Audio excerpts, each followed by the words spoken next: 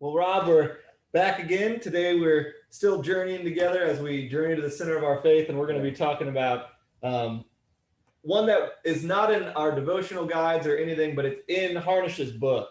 Yeah. And Right. you kind of said, we can't really go through a Lenten season without this topic. Early on, I looked at the preaching schedule and I said, here we are now. The idea of Lent is to kind of go on this 40-day journey with Jesus. And we ought to have one and I saw the picture, the chapter of the Christ-centered life. And I said, so I just made a little decision there. We're not going to leave that one out. I couldn't agree more. And we get into some stuff throughout this that I think it's the topic of this Christ-centered life is so important, like you said, especially during Lent, when really the whole goal of Lent is for us to emulate, this same period that Jesus took in the desert for centering. I've been, I've been helping Lee Young with her Bible study, which mostly means I just sit back and watch her teach. And we've been learning about centering and meditation to begin with. And, it really reframes. That's what we have been trying to do all along. And so I'm glad that you chose this topic. You kind of jump in with this idea of being yoked. And I think that is, for some people, it can be hard to, you're thinking, are you talking about an egg or, what a yoke is? That's an old symbol. Yeah. But around here, especially in places like Durham, or if you drive towards my house at all, which I know you've been out there, you see plenty of cattle, and you'll even see some people that do it in the old way, that they'll have draft horses or mules. And so you do see a yoke. But I had never thought about what you said about the single yoke. A human, it increases your strength, but that doesn't mean it increases your endurance.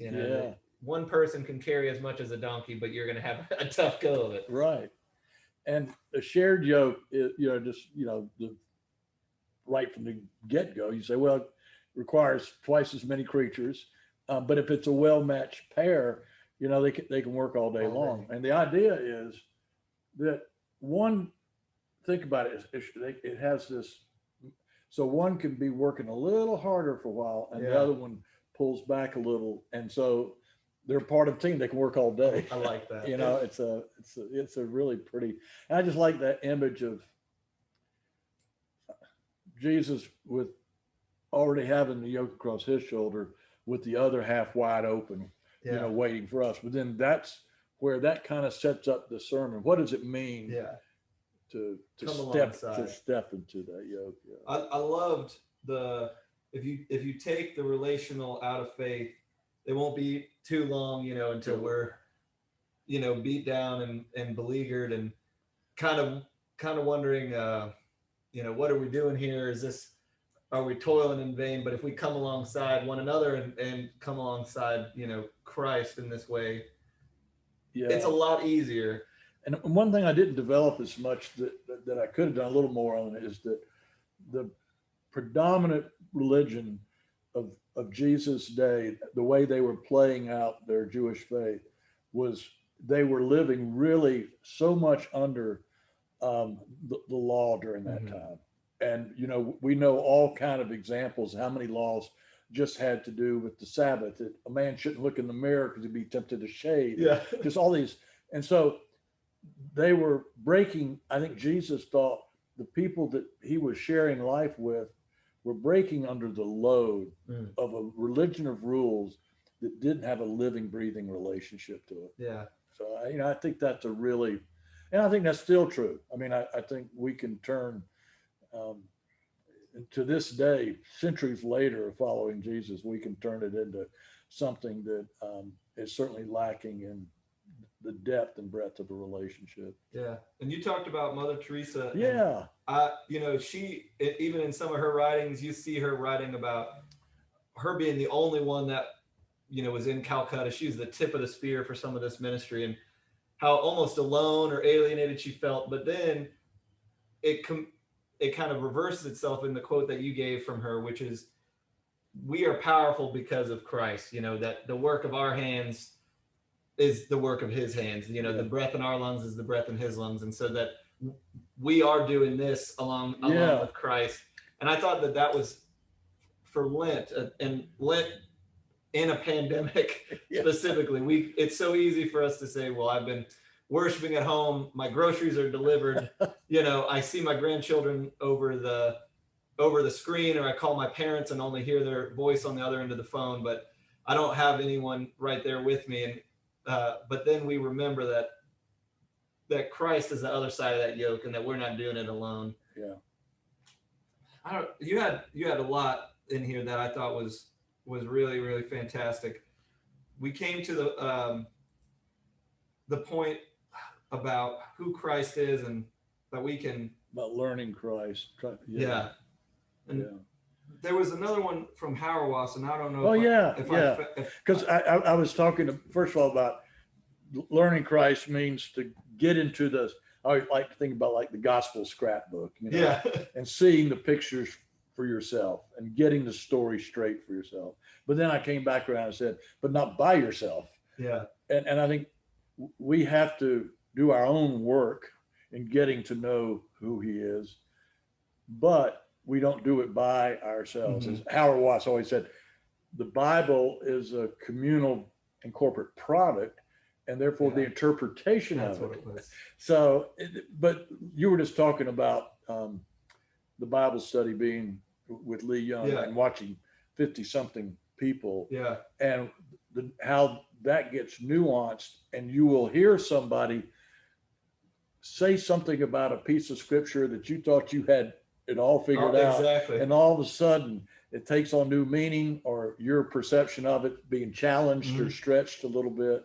And I just think about one of the biggest joys is to be in the office now, now that we're able to do it with distance, and some of our staff have been vaccinated, is to hear when we talk through what you're going to preach about, or today someone came to drop something off and they noticed a picture on the wall from a past Bolivia trip, and you guys were able to talk about, well, we did this and we did this, and then you're sharing a memory that they might not have remembered, and then suddenly it comes to them. And I think our faith like this is in the same way, that there are some times where, like you were saying, a piece of scripture might say something that enlivens your life, and I've never heard it that way, but when you describe it, I'm like, oh yeah, I can see, and so you've done that work, you've pulled the yoke forward on this way, and I'm just trying to catch up to you.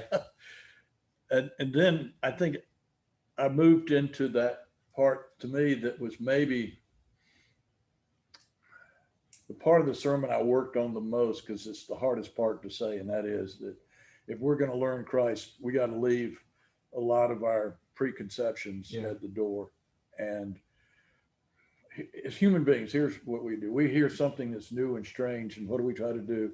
We try to make it fit into what doesn't seem strange. We massage it, work on it, whittle away at it. And I think, unfortunately, as Christians, we've been very adept at doing that with the Jesus story sometimes.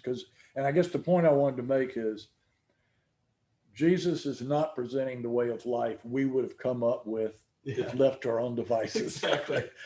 And so that's where the whole Barbara Brown Taylor image about standing on your head. I thought that was so perfect. Like that, exactly what you were saying. We want to water down or put it into a little box. And Barbara Brown Taylor's like, well, if you can try this practice, which we're not going to try to stand on our heads, but reorient, your vision, that might be the way that even Christ was seeing life. And you had a great line after that. You said you turned upside down by the one who knows which way is up. So even though we think it's upside down, the one that's turning us, that's shaping us and moving us, is the one that knows the correct orientation. But that is a fun image to just think about. If we're going to really get this gospel straight, we've got to see it and realize that it's not going to be normal and what we call normal. Now, I loved your image of the banjo player. And you said, he's learning to play banjo. It's exercising parts of his hands and forearms and things that he didn't even really know needed to be exercised. And he was saying, I'm never going to get paid for this, but it did enliven his his body all the way, his mind, his heart, all the way down to his fingertips.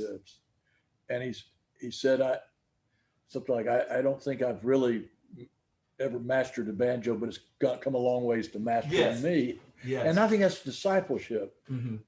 It's not so much that we ever completely figure Jesus out, but he begins to figure Mm-hmm. us out and make sense out of life. And we feel our life being mastered by living. Yeah. You know, that was the part I was going, we go from learning to living. And I think that's the other thing about the yoke that's a good, and you know, look, a yoke is for somebody who's going to get out there and do something. Do some work. Yeah. It's a field image. We're not going to be sitting on the sofa all day. We're not getting dragged. We're doing the dragging. We're not going to just leave it all in the sanctuary. Yeah. You know, we're going somewhere. We're doing something with our lives. And I loved even something that was reframed for me when I was young, but I think needs to be hammered in always, is that our faith isn't so much us searching for God, but God searching for us. And, you know, I always in my mind imagine I'm looking everywhere in front of me. And if I would just turn around, you know, I would be met with what I was looking for all along. And that's kind of that reorientating, like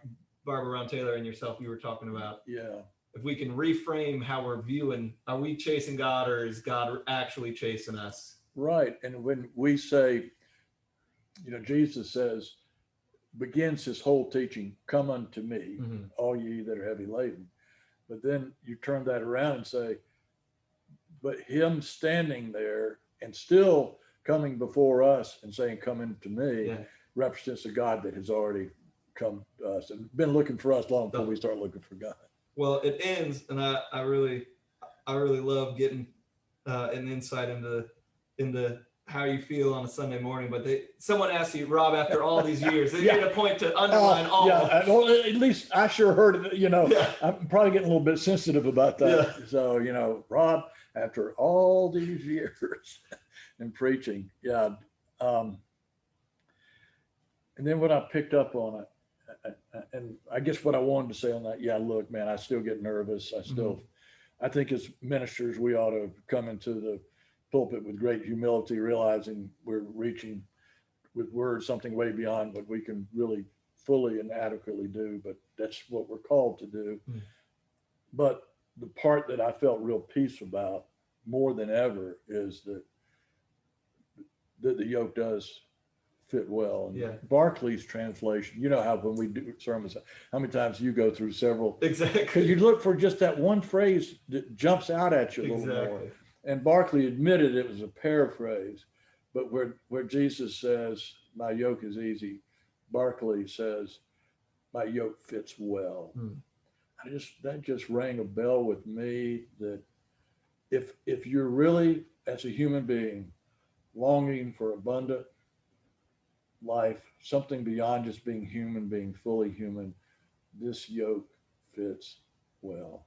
Yeah. And that's why I can still preach with great enthusiasm, because I really believe that's true. I love that. I think to compliment you while you're sitting here, but I think that comes through every time, every Sunday that you preach. I feel that same enthusiasm. Doesn't matter if there are people in the congregation or not, that you are feeling the movement of that spirit. And I think one of the things, when you say you're still nervous, and I feel that way too. Obviously, I have less years for preaching, but I think it's because exactly what we were talking about. We don't want to whittle away at the wonder. We don't want to whittle away at the joy, and the abundant life that was Christ's life, and the abundant love that was Christ's love for us. And so we want to walk forward and push that forward without cutting away at all the things that make us wonder and that make us nervous. Yeah. And that's a delicate balance. Where are we going next week? Next week, we're going to the kingdom. Yeah. And you had a few lines in here that, you know, kind of are in line with it kind of helped me as I'm writing that sermon, to keep my eyes open, because Christ he was a kingdom maker while he was here. And so when we pray in the Lord's Prayer, on earth as it is in heaven, you know, thy kingdom come, Christ was, you know, taught us to pray that way because he was working in that way. His feet were on the road, and he was doing that kingdom building work. And it's a really good follow-up sermon. Yeah. Because that was really the core message. The kingdom's at hand. Exactly. And let's remind folks, Sunday morning at 10 o'clock, we're open for prayer. Yes. And, the crowds haven't been that large. So if you would come, you would probably have a good 20 minutes in the sanctuary, not feel rushed at all. And, it's been, even with only a few people coming, I think it's been really important for our staff and for those that have come, to not only see one another, but to see the church and to feel that, that energy and to know that, we're still, as a people called Central, we're in this together. Like we began the talk with today, and you said in your sermon that, we haven't left. We're still committed to building this community, and doing work in this world. And that's just a touch point during the week. And I would really encourage people to come by, if they feel comfortable, and, we have all the necessary precautions in place, and, just know that we're still moving in that direction. Do we have anything else to share? Of course, if you're watching this, you're already into our sermon talkbacks. Luke has his Thursday morning prayer time. And then, just keep your eyes open to the newsletter and any e-news that goes out, because we're still moving and doing a lot of work. And there are a lot of our journey groups and Sunday school classes that are still actively meeting every Sunday, or, every other Thursday or every Wednesday. There's always a group going on, and the youth groups meeting back in their pods, outdoors, and having great experience. And our choir singing again. And, we just want you to know that we're still moving, and that we're as open as we can be, to you, and very open to the movement of the Spirit. Thank you all. Thanks, y'all.